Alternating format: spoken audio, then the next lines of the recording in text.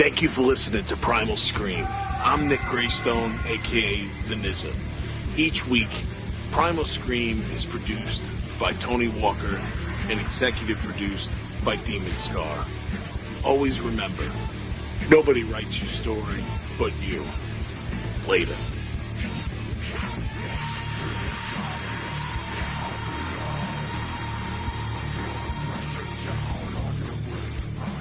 Hey kitties, what up? Welcome to Primal Scream. This is your host, Nick Graystone. For the next hour, we're going to talk about fantasy, reality, and everything in between. Let's go. Hey kitties, what up? Welcome back to Primal Scream. Oh, it's live tonight. Again. Yay! I love going live. You see, last week, I fucked myself not going live, but I had to do it because somebody was out of town. But that's okay, kiddies.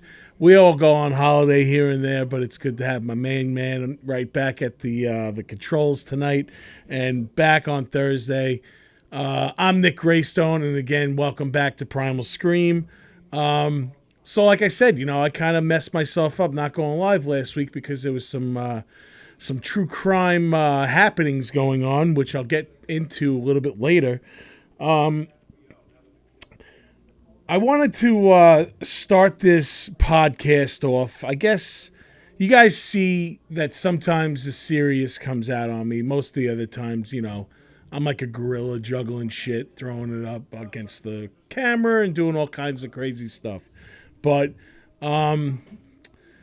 this week was a little rough for me because it's been about 2 years since the passing of my dad, the great John W. Graystone.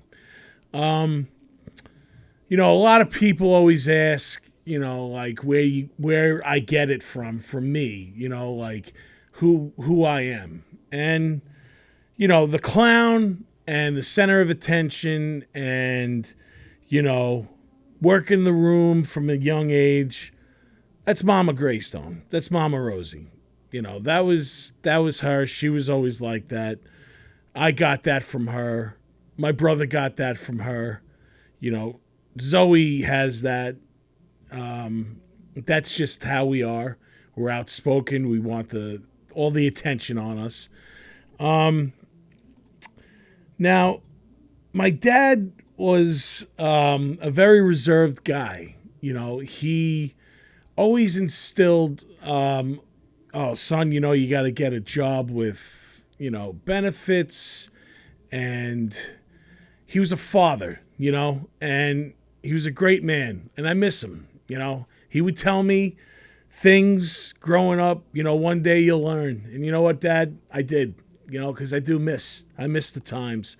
I miss the times you call me a crazy bastard. I miss the times that you would make sure that I was level-headed enough to, make sure that I was doing the right thing. And I thank you for that. I thank you for my work ethic from you. I thank you that, you instilled in me to try to, get the best out of life and always, stick up for yourself and don't take shit from anyone. Now, this picture I'm showing from you, it's back in the day.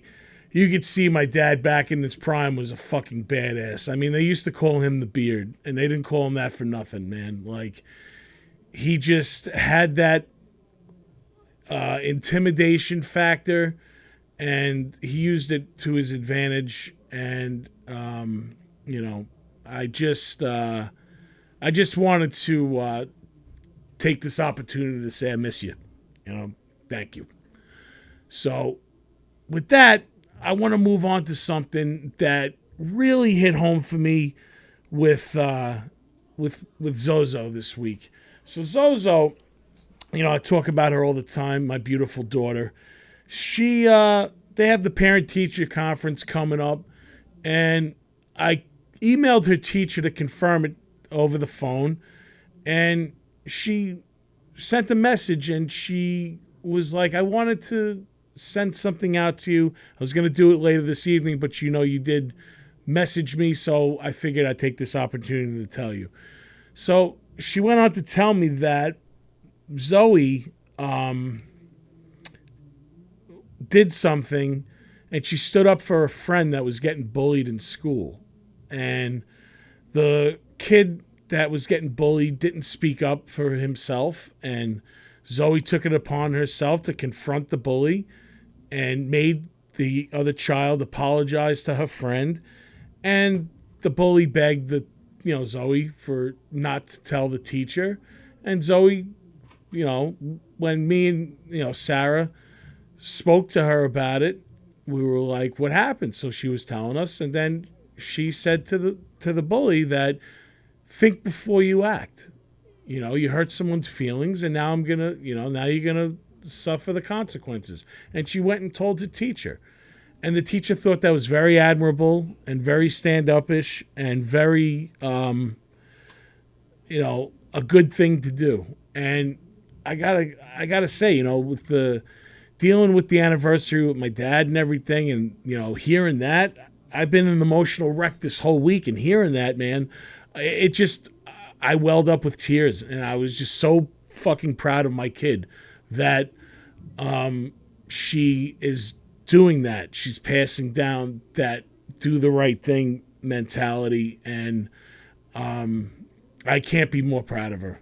So Zozo, just keep on doing what you're doing. You're great and everything, kid. And I know everyone says their kid's the greatest, but really, mine is. And the mistakes that maybe I and her mom made in life, we're doing one thing right, and we're raising our kid right, and she has great values. So I can't be any more proud of her for doing that. And I love you, kid. So thank you. And another positive thing, I don't have a picture for this, but I wanted to congratulate one of my good friends. Anthony DiDomenico just hit 300 episodes on the Keep Moving Forward podcast. 300, man. That is something. I was talking to him earlier today, and I couldn't be more any proud of him. It's great. I love that he's able to do his podcast under his terms and the way that he wants to do it, and totally inspired me to do mine. And I'm proud of you, bro. So congratulations on 300. I hope you hit 1,000, man. So keep moving forward and keep doing your thing, dude. And that was awesome. So continuing on that awesome front, this past weekend we had Beery's Con, the Horror Con that I've been plugging for the last couple of weeks, and it was a great turnout. We had a great time. I had Julia and Steve on last week, and we were talking about leading up to the event. And really, the weather didn't cooperate with us, but we soldiered on. And Aliska Hahn from Space Preachers came in. She did the Q&A. We showed the video. Everyone was, the people that were there were very warm. She was very warm to them. So it was a nice, good vibe. Julia hosted that Q&A. I hosted the Q&A with Ron Milkey. He played Officer Dorf in the original Friday the 13th. Now, for me being a fan of that movie, it was awesome talking shop with Ron. Ron had some great stories of working on set with Sean Cunningham and Kevin Bacon. And it was just a great time. I was there for the duration of the day. I got there at 11 o'clock in the morning, and I did not leave until 2:30 that night, because later on we were celebrating my friend Tom Bennett, his 50th birthday, and a bunch of bands. Cover Me Bad played. My band, who we finally named ourselves that night in honor of Burt Young, we were the Sterno Bums. We had a great set. I'm sorry, kids, no pictures were taken. There was a 30-second clip of video that sounds like shit, so I'm not even going to show you that. But it was a great time, and yeah, I spent like a good part of my day on Saturday and a good part of Sunday into that day recouping from that day at Beery's. But we're looking forward to doing it again. HorrorCon 2. We're already kicking around some ideas, and as soon as we have something cemented, we'll let you know. But this could be a thing, you know. This could be a thing going forward, and judging from the turnout, you know, maybe we could bring in some different people. I already know Aliska wants to come back, so she's definitely welcome back to come back to Beery's. Aliska, thank you. Thank you to Ron for being awesome with the fans. So HorrorCon came and went, and it was awesome. I talked about the true crime stuff. I'm going to get into that. This week, though, I was home for one night, and I was flicking around through channel the streaming or whatever, and I saw this movie, Observe and Report, that I haven't seen in a while. Now, Observe and Report stars Seth Rogen as Ronnie Barnhart. He's a mall security guard, and he's like trying to crack the case because there's a flasher going around the mall that stalks Anna Faris. She was in the Scream movie. She plays Brandy. And Ray Liotta's in it. He plays Detective Harrison. The movie's directed by Jody Hill.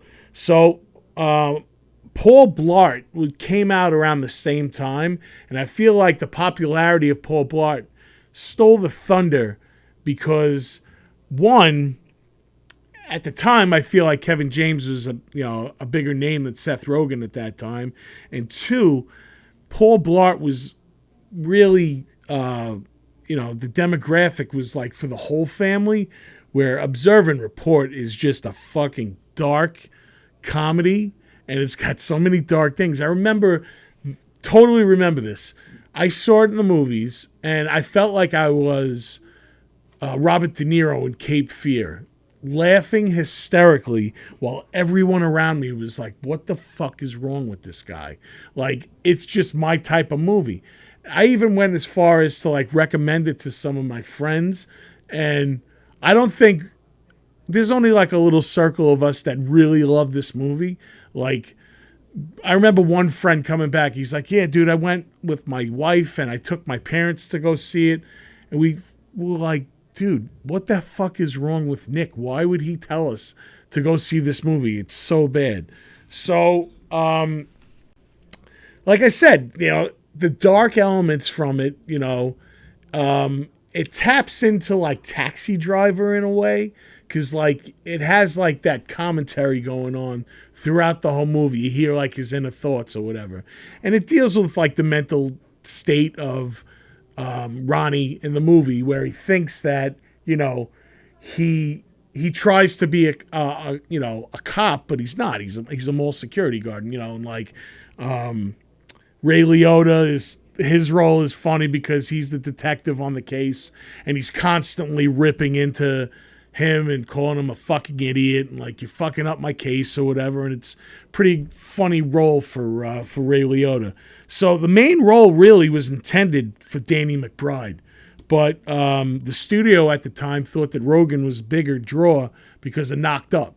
So they didn't want Danny. And then once production began, Jody Hill really pushed to get Danny McBride in the movie, but they said no. So then he offered the role of Detective Harrison for Danny McBride, and at that point, Danny McBride was doing something else, and he couldn't commit to it. So that's why Ray Liotta ended up playing Detective Harrison, and Danny McBride is only seen for one small cameo, but it's a memorable one. He plays this crackhead on the street, where Ray Liotta takes Ronnie on a ride along, drops him off in the ghetto, and says, all right, listen, if you got it, let me see you get out of this. And he drops him into there, and that's when the crackhead comes out, and it's pretty hysterical. There's some little notes that I did write while watching it. There's a speech that goes on between Ronnie and his mother in the movie, and it's similar to the Hulk movie, and it's played by the same character, Cecilia Watson. So it's so funny watching that. Like, they basically ripped it verbatim, like from the Hulk, and put it into Observe and Report. Now, I don't know if they did it out of like just like a subliminal thing, or they just ran out of shit to say, but it's still pretty funny watching it because it's like one of those serious speeches or whatever. But the movie's surrounded with ridiculous shit that goes on. And then, like I was saying, like it's not for everyone because of like that Taxi Driver commentary that goes on. That's a movie not for everyone because it actually shows like Ronnie's descent into like the madness and the obsession of really tracking down this stalker because he wants to prove himself that he's not a joke to everyone around him. Like everyone thinks that he is. And it's almost like a pledge that he takes just to catch this pervert. The soundtrack is awesome. It has the song "When I Paint My Masterpiece" by the band, which is phenomenal. It's just like one of those great tunes. I feel like the band has the two best songs that are ever written, being "When I Paint My Masterpiece" and "The Wait." And I don't know, Tony, you might know this. Is "When I Paint My Masterpiece" also featured in The Last Waltz, or is it just "The Wait" that's in the Last Waltz? If I remember right, I do believe both songs. Yeah, well, "The Wait" is definitely in there, but I believe "When I Paint My Masterpiece" is in there. I mean, that's a great freaking movie, right? Man. The Last Waltz. Yeah. They're actually showing it. It's like a big celebration for it coming up. I don't know if it's got to be 60 years now, right? No, it's coming up on 50. 50? Yeah, it was like 76, if I'm not mistaken. Okay. Yeah. It was like the final. What was it? The final farewell for the band. For the band. I mean, they did reunite only maybe 5 or 6 years later, but it wasn't the full. It wasn't the original 5. And the way that it's filmed, like you watch that or whatever, it's mint. It's like Scorsese. It's one of those great concert films. It's like the versions of the songs are awesome. The way it's shot, that it's awesome. You're right, Scorsese. They even got into a little CGI in that movie because I don't. This is a little useless information here, but Neil Young was so high when he took the stage that there was coke actually in between his nose and upper lip. So they took it off? Yeah, they actually used more. Right. They used CGI to take it off, and that's 1976. But they were able to do that. That's crazy. Yeah, and they did it in 76. Yeah, they didn't do it recently. No. When the movie came out back then, they were able to do it. They probably would have definitely enhanced it. Oh, yes. Right. Well, I mean, now they brag about it. Oh, yeah, he had all that coke, but back then, still wasn't socially acceptable. Taboo. Right. Now it's like, I guss, accepted to do coke in the 70s. Right. There's my little tidbit for you. Right? All right, thank you, brother. I appreciate that.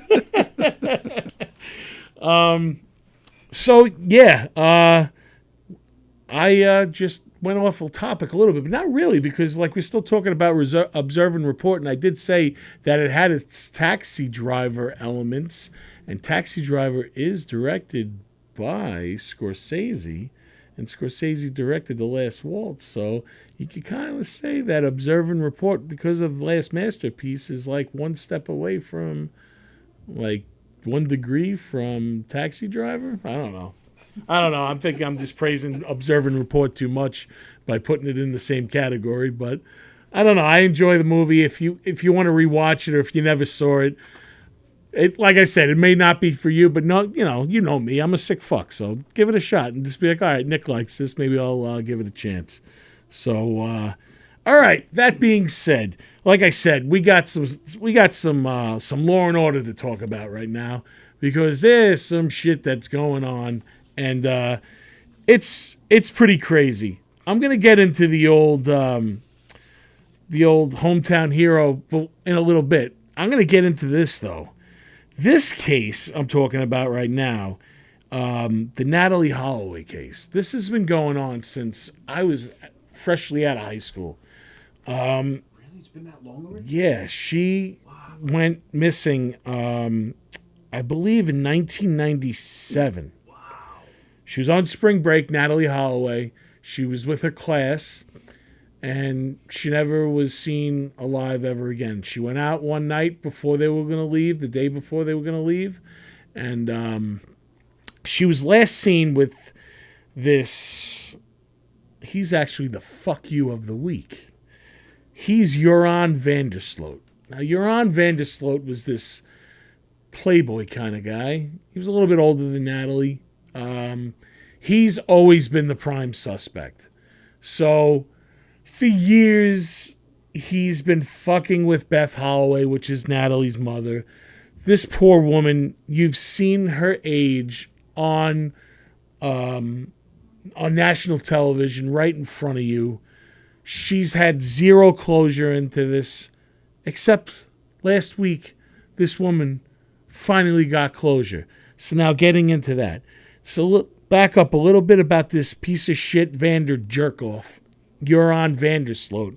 So Joran Vandersloot currently is already serving a 35-year sentence in Peru for killing Stephanie Flores in 2010. Stephanie's the girl, the brunette in that picture. That crime he didn't get away with because what happened was he was in a casino. She was last seen walking into a hotel room with Joran. Joran walked out without her, but the next thing you know, they found her dead. They charged him with the murder, and he got 35 years. And the reason that's the max that you can get in Peru, which by means it's no way getting it light because I'm sure in Peru there's some hard time being served. Unless, of course, you're a piece of shit playboy like this guy. Constantly getting in trouble in this jail. And he's probably under wicked surveillance all the time and, like, under,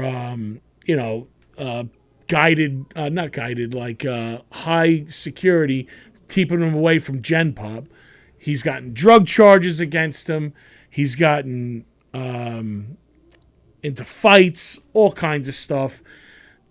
But he did something about 3 years ago, which is the fucking ultimate. So what he did was he contacted Beth Holloway and he told her for $250,000 he would give her the details on how Natalie died. So this woman hasn't had a break in this case for whatever. So she entertained the idea, knowing that this is a good way probably to nail this son of a bitch. So, in conjunction with the feds, she went along with it. And then what they did was they brought him up on charges of extortion, trying to sell information to this woman, and like bribery and blackmail, whole list of shit. So they gave him a plea deal. Basically, tell us what happened. We'll not charge you with the murder, but we'll charge you with the extortion. He gets another 30 years added to his sentence. So he decided, all right, fine, I'm going to take the plea deal because he knew his balls were up against the wall. So basically, he took the plea deal and he admitted to the murder and finally gave closure to this family. His sentences now will run side by side, and he's scheduled for parole in 2045, which that's not justice to me. It's 35 years. Yeah, I know it's in a Peruvian prison. I feel like he should be buried under this prison. I feel like he should be buried with the fucking sodomites and all the worst people in this world that should be torturing him like it's Groundhog Day, just reliving the same torture every fucking day for the rest of his life. He admitted. So he admitted to doing it. He admitted it. So what happened was he met her in one of the bars. She left with him. They went to the beach. He forced himself on her. She rejected him. He got mad, kicked her in the face, and then he took a cinder block and bludgeoned her. And then he threw her into the ocean. Wow. I didn't hear any of this. Yeah, this happened last week. So he admitted all to that. And so basically, after it all said and done, they brought him into court, and Natalie Holloway's mom finally had her day, and she was able to look at him in the face, and she took the high road, and she just she just said to him, I think jail doesn't look like it's been kind to you, and I hope you remember my face for the rest of your life, because you took away my daughter's future, but you have no future. And she left it at that.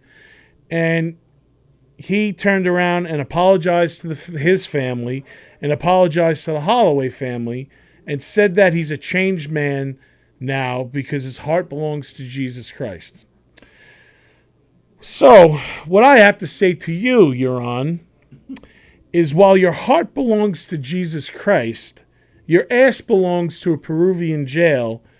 So, I hope it gets turned inside out every day and you get beaten to death or within an inch of your life or horribly killed Dahmer style when some guard decides one day it's time to take a break and forget about your sorry ass. So again, my big fuck you, it's a double fuck you, with the fucking fingers to you, you piece of shit.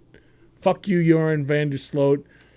Thank God that the family of the Holloways finally could put this to bed and get some closure. It's just, the case always messed me up, but now that I'm a father and I just think of what I would feel like if I was in that situation, there's no right feelings for this. It's so bad. And just for him to even go lower to try to get money from these people is just even lower than low. Like, it's one thing he killed her, but then to go and, ugh, piece of shit. Piece of shit. So, moving right along to our local hometown hero right now, Rexy Boy. Oh, Rexy Boy, Rexy Boy. They are talking about you, Rexy Boy. He's not due back until court until January, but the other day, John Ray, who's the attorney for the two women that I'm showing you right now, Karen Vergata and Shannon Gilbert, he had a press conference, and for the first time ever, Rodney Harrison was standing next to him. He's the chief, and he was saying that they're working together finally. And John Ray said that they have eyewitnesses that have dealt with Rex and Rex's behavior over the years. So these eyewitnesses actually tie him to Shannon Gilbert and Karen Vergata. So the first witness, they both are unidentified right now. But the first witness said that she dated a cop and they went to the Huerman's home with Karen Vergata for a sex party back in February of '96. She went missing shortly after this. So it was a cop, the girl, and Karen Vergata went to Rex's home while Rex was home with his wife. So his wife was there too. So what happened was when they got there, Karen Vergata went downstairs with Huerman and the boyfriend, and it left the girl, the witness, with Rex's wife. And during that time, she spoke with Rex's wife, who said that Huerman had brought her from her country and that everything she had, he had given to her. And Elrop also told the witness that she was deathly afraid of Rex and what he's capable of. So at some point, the witness wants to leave now. And that's when Rex appears and the boyfriend. So they're getting ready to leave. And she's like, well, what about the girl we brought here? And the cop was like, no, that's fine. She wants to stay. She's paid for the night. We just came to have some fun. We're going to leave now. So they left. They're leaving. They're getting in their car. And all of a sudden, she said that Karen Vergata suddenly runs from the Huerman home, stark raving naked, and she's running towards the garage. And the witness asked the boyfriend, like, what the fuck is going on here? And he's like, oh, they're just playing a game. It's fine. That being said, they took off, and she never thought about it ever again, up until the point where she saw Human get arrested, and then Karen Vergata was ID'd, because Karen Vergata for years was unidentified. They only identified her over the summer. I believe she was Jane Doe that they found on the Meadowbrook Parkway. And she was compelled to come forward and talk to John Ray, because he does represent the Vergata family. So that's witness number one. Now, the second witness is a taxi driver, and she once saw Gilbert and Human together when this was going back in the fall of 2009. She got called to pick up a girl from the Sayville Motor Lodge who had locked herself in a bathroom that was scared to come out because she was there with someone that was agitated. So when she arrived, she said she waited several minutes before a very large man ran out of the room and went into his SUV and took off. And then all of a sudden, a woman entered her car, and she was crying and shaking.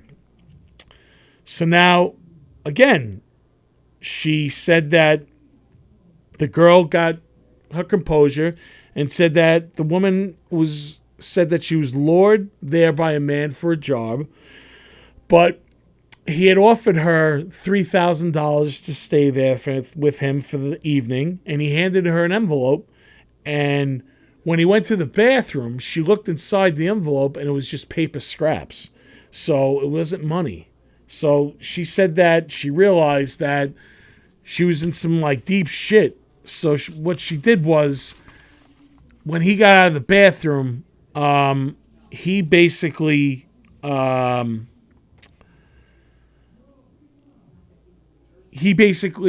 agitated because she locked herself into the bathroom. So now, she said she wouldn't leave. She had a cell phone. She said that she called the cops and she called a taxi. And that's when Rex took off, just as the taxi showed up. And this woman, again, also realized that Shannon Gilbert and the man that she was talking about after he got arrested back in July. So they have these two witnesses now, and it's actually the first time that Rex is eyewitnessed with these two victims. So it looks like they're spreading the case on him, which is very interesting. We'll see what comes of it, With witnesses, you don't know if they're going to stick to their story. They get scared when it comes to showtime, when they go into the court. Anything can happen, They can go missing. Anything can happen. But what I'm thinking is that they're not going to. And I think what they're trying to do is, I think they're just trying to pin all this stuff onto Rex. They don't want multiple suspects. They don't want the Suffolk County Police, Burke involved. They don't want any of that shit. They want one guy. They want to put a face on the boogeyman, put this whole fucking thing to rest. So, again, I'm just the armchair detective, but what I think is going to happen is, once he starts leading up into court, I believe he's going to start getting pinned onto all these other missing people, What's interesting also is someone asked John Ray during the press conference afterwards what the other boyfriend was doing downstairs with him and Vergata. And could it be possible that Rex is bisexual and that he had a threesome with the cop and Karen Vergata? Because now, if this is the case and Rex is bisexual, that could possibly link him to the Asian man that was found, that was a transvestite, that was found in Gilgo. It's a possibility. Maybe he's into dudes as well. You never know. Well, it's only going to come, the truth is only going to come out in time, or the truth that they want us to know. Yeah, it's just a lot to take in, but the circus also continues now with the attorneys that are handling all this. So this is kind of crazy. So Michael Brown is the attorney that represents Rex Heuermann. So Rex Heuermann's attorney was in a private practice that he started in 1995. So Michael Brown started a private practice in 95 with he was an assistant to the district attorney, Ray Tierney. Ray Tierney is the one that wants to prosecute Rex. That's a conflict of interest. So Tierney is a former federal prosecutor leading the team of prosecutors against the case against Heuermann, and he's likely going to square off against his old friend in court. That's going to be interesting, and it's just another curveball that's thrown in this case. So now, Asa, that's Asa Ellerop, that's Rex's wife, her lawyer is Macedona. Macedona and Michael Brown, who's Rex's attorney, also were business partners up until the point where Macedona pleaded guilty in 2008 to felony cocaine possession, and he lost his license, but he regained it. He was reinstated after his conviction was thrown out, and he was only given a misdemeanor. So now it looks like the defense, the prosecution, and the defense of the wife are all in bed together at one point. So you're looking at, if any, attorney sees that and it goes not the way that they want, they could always throw that into it. Well, there's conflict of interest, like he never had a fair shot or something like that.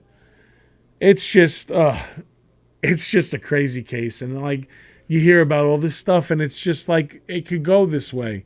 I've seen it before. Cases get thrown out all the time, and then there's the appeal system and everything.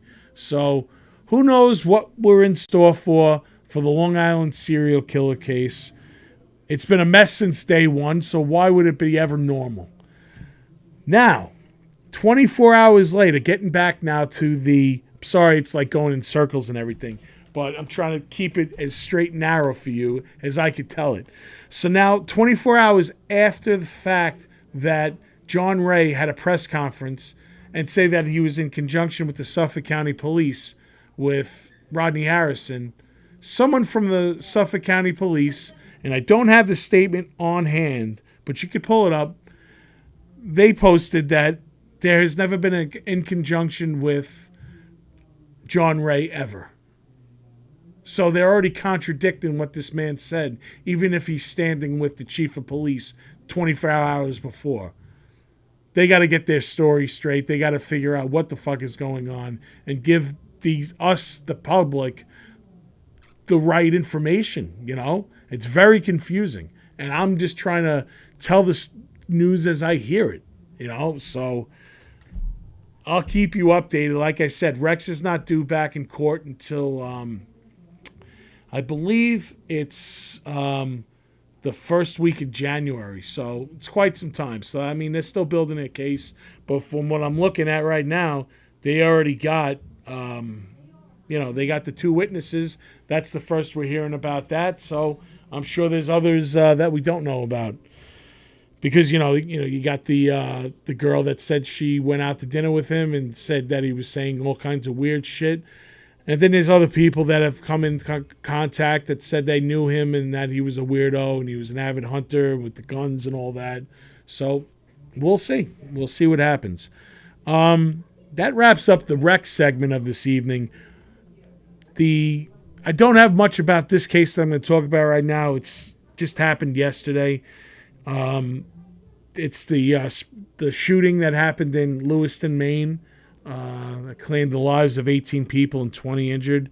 The guy's still on the run. His name is Robert Card. I didn't bring a photo. It's all over the news right now. Tony and I were talking about this before.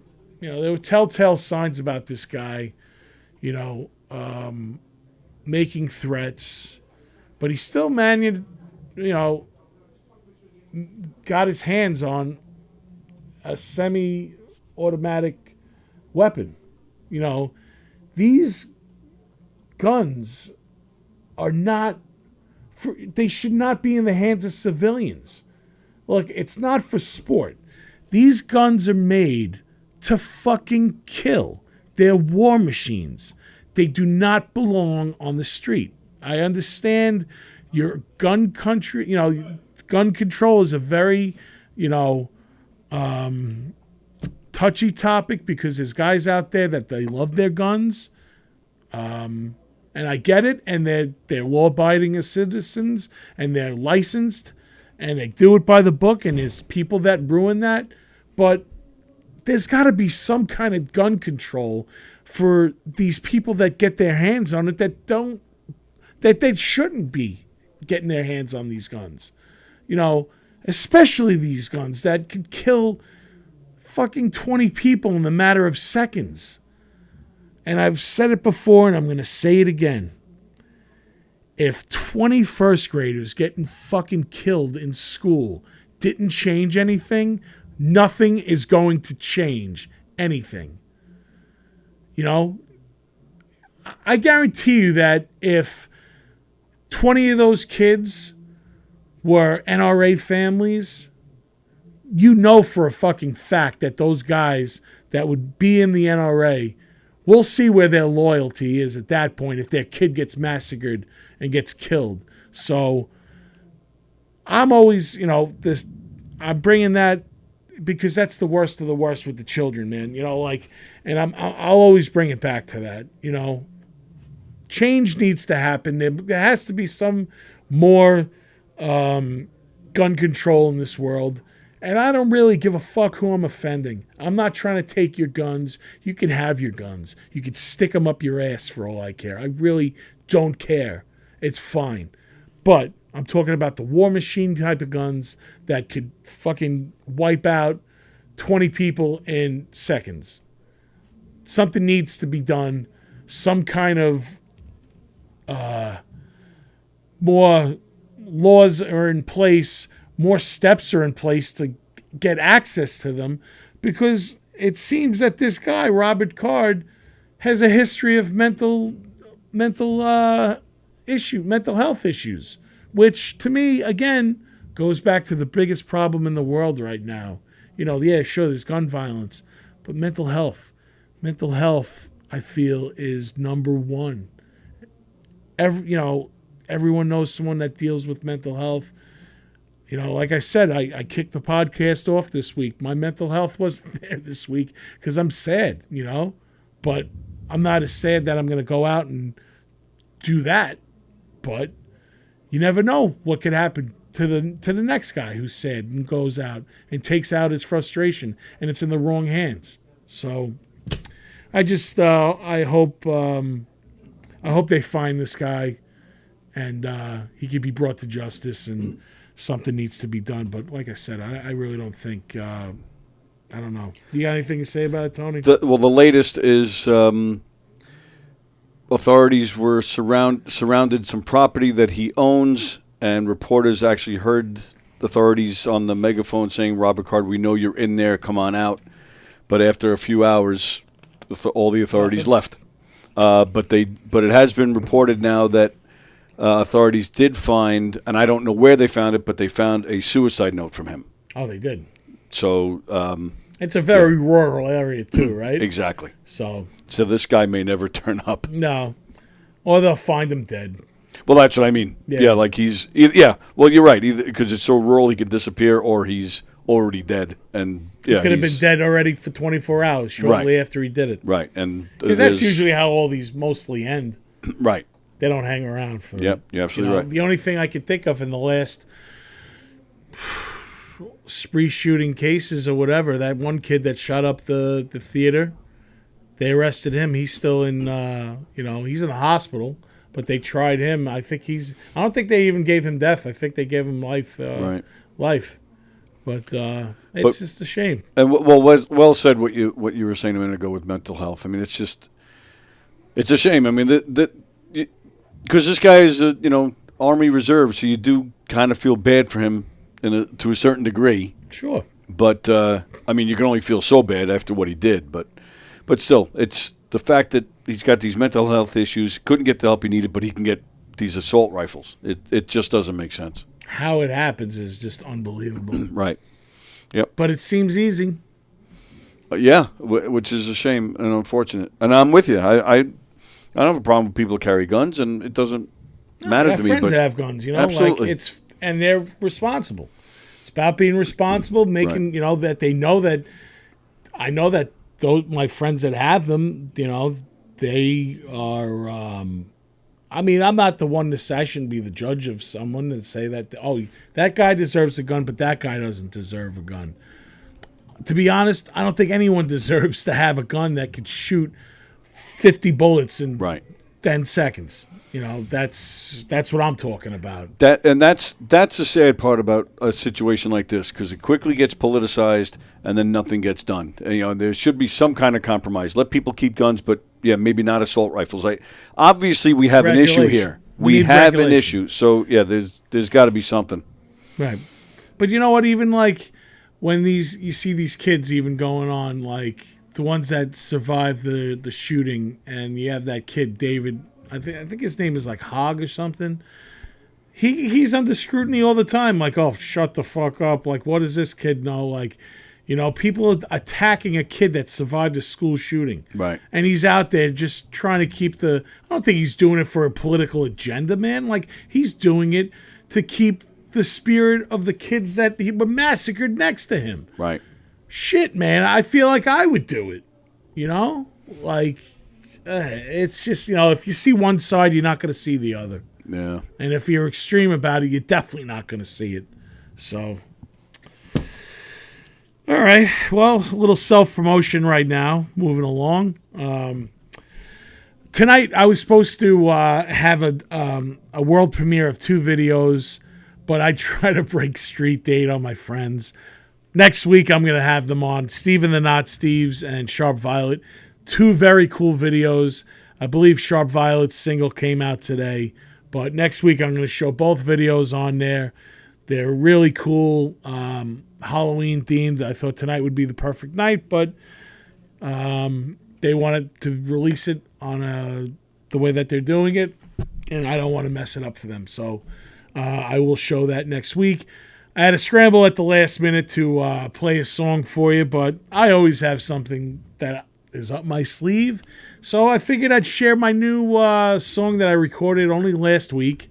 I'm still mixing it, and it's a solo song that I wrote, and I'm going to play it right now, and we'll talk about it a little bit after. It's called Kill Hate Me.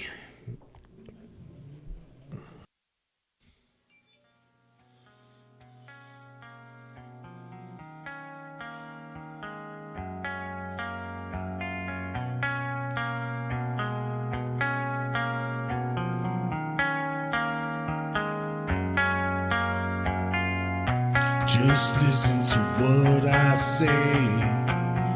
Please don't beg me to stay. If you're gonna leave me anyway, better off worlds away. Should've known most people don't change. They just get lost with age. Old pictures all fade.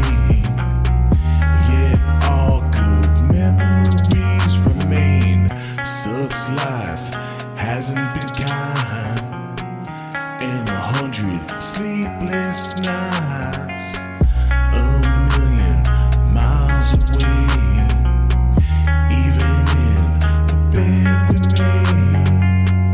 If you wanna hear me, even our blind eyes see. When it comes to you and me, next time, knock me down, come on.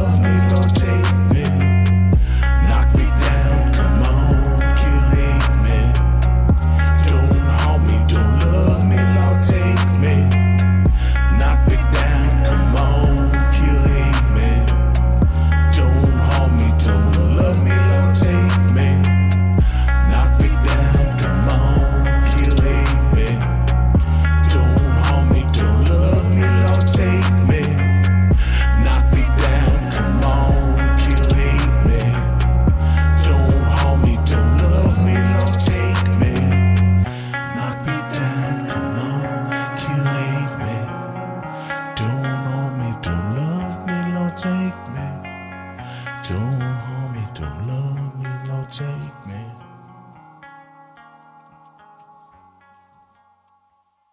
All right, that was Kill Me, Hate Me. Thanks, bro. I appreciate it. So, yeah, I recorded that last week. I've been buying beats off of sites. I found that beat off of SoundCloud. And yeah, I'm excited to put out this EP. It's figured it's gonna come out like sometime in January. And like it's a departure from the stuff that I do with Demon Scar. You know, Demon Scar is a totally different beast. I get my my metal and my punk in there, and you know this style of music really influenced heavy by Little Peep. And you know, Little Peep's actually his birthday is going to be on November 1st. They're doing a big memorial for him in Long Beach. I'm going to go check that out. Little Peep will always be special to me because his music, you know, I was hooked instantly to it. It also, the connection that I have with my little brother Keith, you know, that passed away. I always think of him anytime that I listen to that. And this song, you know, it was something that I feel was in the vein of that. And I recorded it with Greg Gavitt again at Center Stage Music. That's where I go to rehearse, and Greg's awesome. I go in there with an idea, and he helps me out. He actually helped me with the melody on this, and he pushes me. He pushes me because he knows that I can hit certain vocal ranges and stuff, and I've been working with him for over 10 years on all different types of material, and it's always a pleasure working with him, and I'm really happy with this one. So, yeah, that's going to come out in sometime in January, and I'm actually going to play it live this weekend. I have a gig coming up. It's Saturday night at the Raven in Worcester, Massachusetts.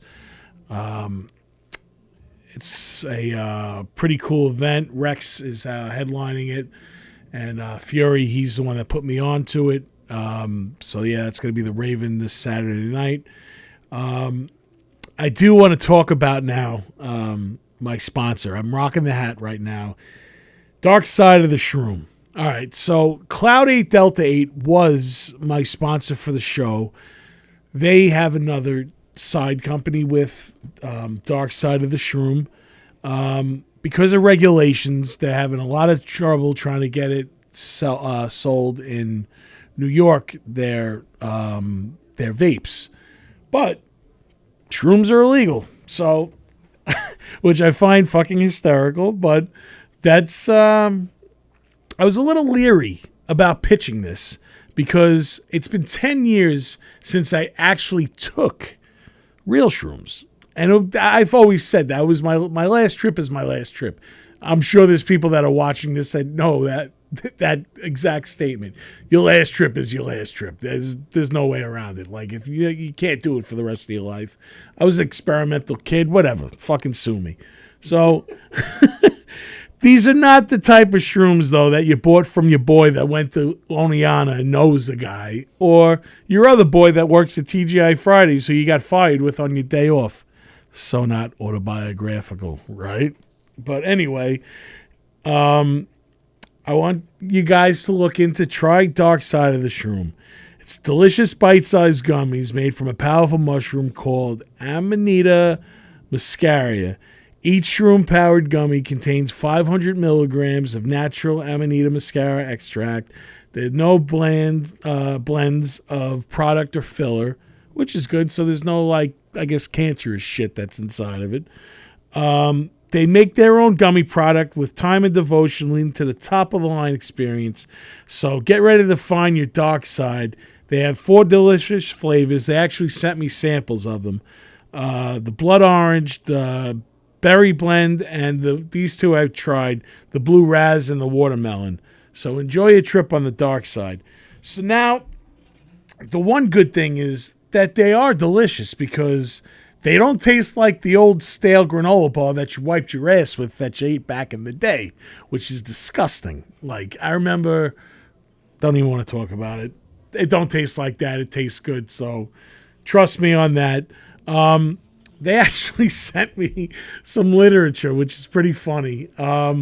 It's like a dosage guide. So you can microdose for a half a gummy, or you could be a beginner and take one gummy, which I did, or you can party with 2 or 3, or you can blast off with 4 or 5. I am never going to go past the 1 gummy. I'm telling you that right now, because I am not looking to get high. The reason that I'm doing it, which you could also do it, is because it relaxes you. I've had a lot of trouble sleeping over the course of the years, and I did it twice this week, and I just wanted to see how I would feel, and it was cool. It was a very chill state. It relaxed me and actually put me to sleep, and I slept more than 4 hours, which is usually I sleep 4 hours a night, not more than that, maybe 5 at tops. But one night I even slept 7 hours, which was great. I feel like a new person in the morning, which is good because there's no crash and you're not feeling like shit the next morning. So they gave me a very generous coupon offer, 25% off. It's Trippy Scream, so TRIPPY. Tony, I believe I have the... there it is right there, Trippy Scream. Use that to get 25% off. And as an added bonus, listeners, you never know. This is my first giveaway. If you go on and buy from Dark Side of the Shroom, I have 1 extra hat and I have 1 t-shirt of your choosing. If you want the hat or you want the shirt, DM me with your receipt and I will send you the shirt as a gift from me and a thank you for trying out this new product. So thank you, Dark Side of the Shroom, for being the official sponsor of Primal Scream. And also, Mr. Beery's and Beth Page is also an official sponsor of the Primal Scream podcast. They're having their open mic tonight, which is always every Thursday. This weekend is another stacked weekend. They have a Halloween show on Friday. Revel 9, The Misfit Saints, Born of Scars, and Bacon is My Passion is on Friday. I believe that starts at doors at 8, and I believe the show starts at 9. Saturday is a punk rock Halloween. We got the Raw Moans and Lust for Life, which is a Stooges and Iggy Pop tribute, and American Nightmare, which is the Misfits tribute. I couldn't think of a better lineup than that for a punk rock Halloween night. Always a fun time at Mr. Beery's, keeping the tradition alive with the original music and giving us weirdos a place to hang out and have a good time. So, all right, kids. Well, I'm going to put this episode to bed. Yeah, I plugged that already. That's cool, brother. Sorry. Nah, that's all good. How did I miss that? I know. You know what? I plugged that right after I played the song. But again, if you want to check me out doing my solo thing, if you're in the Worcester, Massachusetts area, I am playing a gig at the Raven on Saturday night, and it is headlined by Rex. So check him out, Rex the Hexmaster. And Fury, he's the one that booked me. I played a gig with him opening up for Shaggy 2 Dope from ICP. He reached out to me and he got me on this gig. So big props to Fury. Thanks, dude, for putting me on the show. I'm looking forward to that. So again, this is episode I don't even know, 11, I think. Man, we're getting into the double digits now. It's pretty crazy, kids. Well, you guys have a safe Halloween. If you want to see Otto the Clown, it's your last opportunity this weekend. I'm going to be there Sunday, Monday, and Tuesday. The rest of the ghouls are going to be there from Thursday to Tuesday. But if I don't talk to you before then, have a happy, safe Halloween. Eat all the candy that you want. Have a great time. And I'll see you cats on the flip. Later.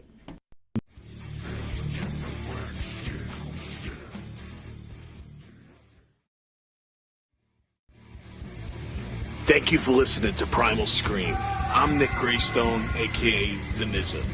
Each week, Primal Scream is produced by Tony Walker and executive produced by Demon Scar. Always remember, Nobody writes your story but you. Later.